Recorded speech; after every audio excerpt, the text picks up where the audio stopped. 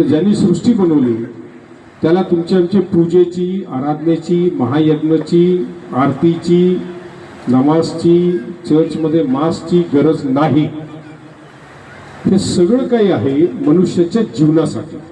सध्याचा जो आपला जग आहे, ही जी सेंच्युरी आहे, याच्यामध्ये मनुष्याला मानसिक त्रास किती आहे ते तुम्हाला आम्हाला परिवार संसार करताना तुम्हाला आम्हाला कळते. आणि तुम्हाला नक्की कळते कारण इथे सगळं साठीचे जवळचे लोक आहेत. 14 वर्षाचा वनवास त्यांच्या जीवनामध्ये होता. 12 वर्षाची आणि 14 वर्षाची आणि 7 वर्षाची 7.5 तुमच्यांनी आमच्या जीवनामध्ये 101% आली असेल आणि येणारच. 12 तास चंद्रमा, 12 तास सूर्य.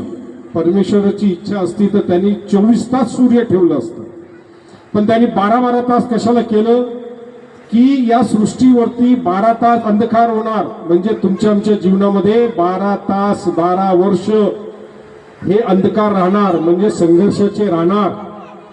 आणि हे सगळं परिस्थितीतनं मनुष्याला जगायचं आहे, जीवन जगायचं आहे.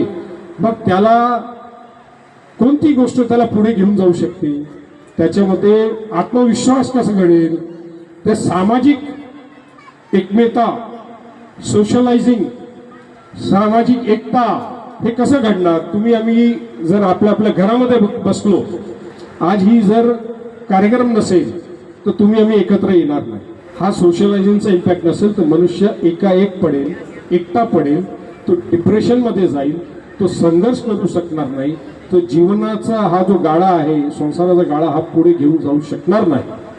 हा त्याचा मागचा एक कारण. जे हवनमध्ये आपण जे टाकलं, जे धुळं झालं, जे आगमध्ये जळालं, ते आपलं दुःख त्याच्यात जळालं आणि आपल्या जीवनामध्ये सुख येईल. हा एक दृष्टिकोन आहे.